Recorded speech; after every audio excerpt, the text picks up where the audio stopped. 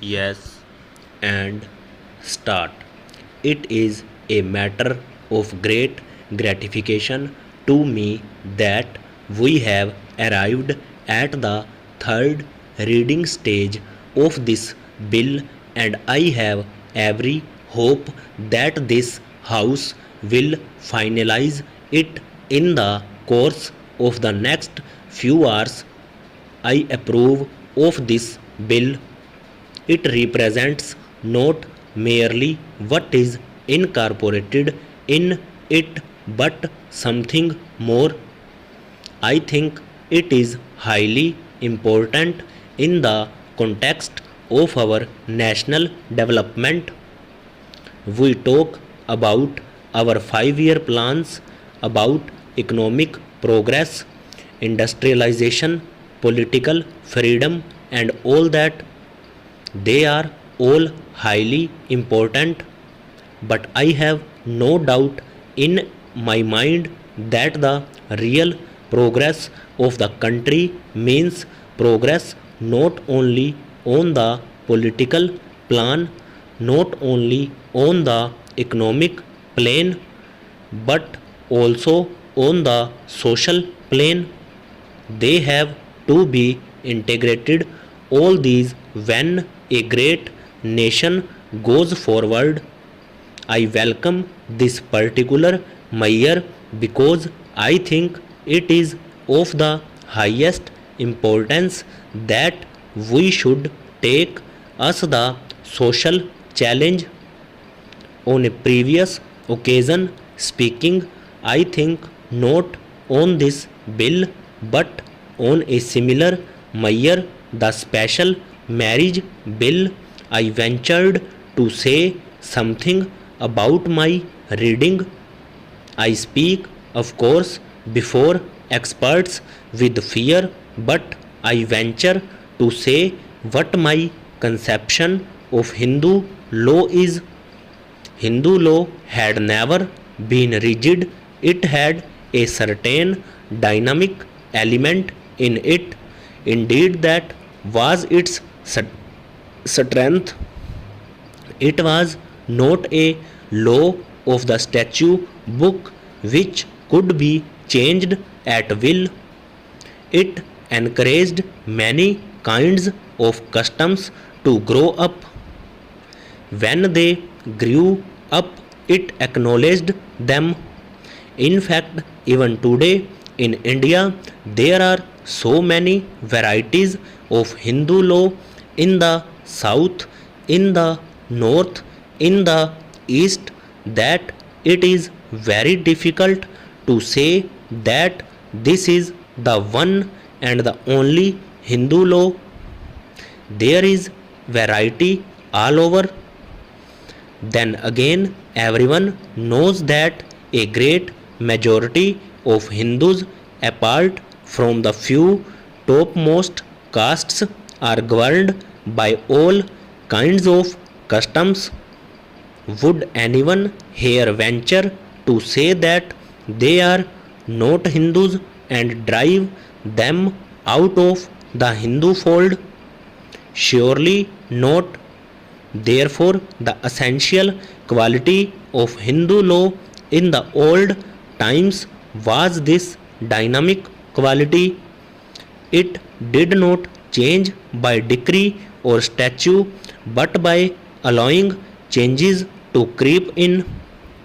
This is why amendments were made in the Hindu law from time to time in this great country. Now I venture to ask, can any law, whether it is social or economic, be applicable with equal force when a society has changed completely? Let us take the India of 1,000 or 2,000 years ago. The population of India in those days was 1/100th of what it is today, and India was a community of a large number of villages and some small towns. Modern conditions are entirely different.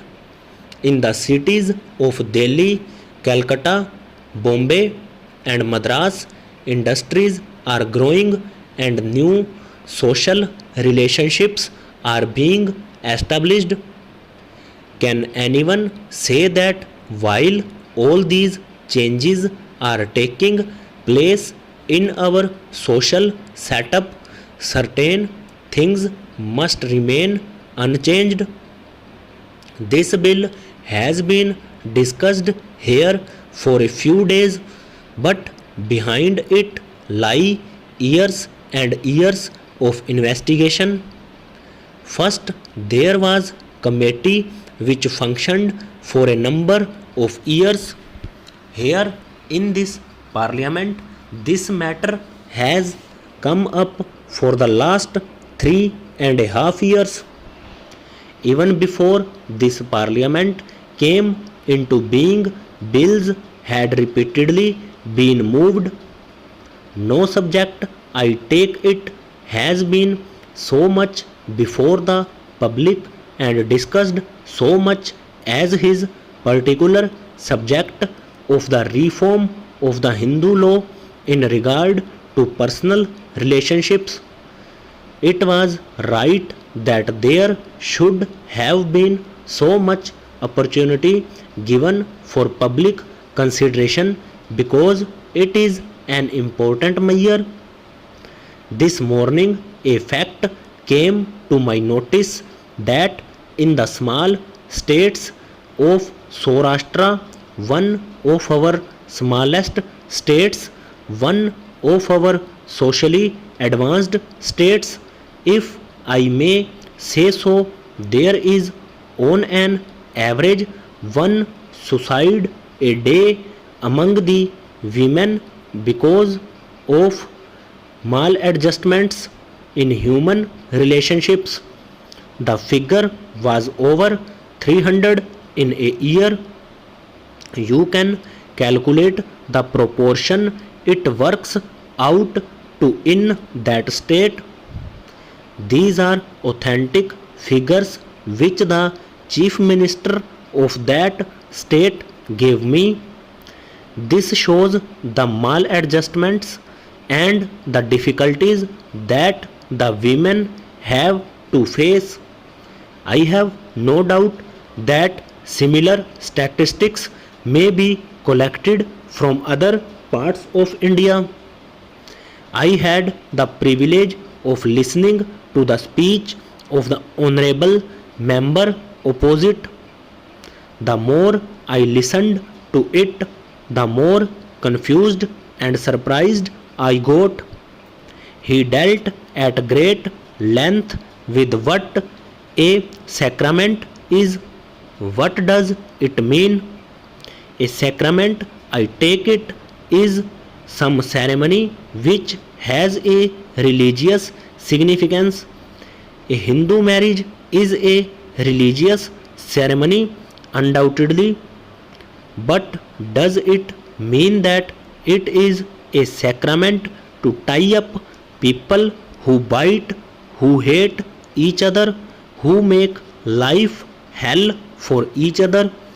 Is that a sacrament or a samskara? I do not understand. This has to be considered afresh over.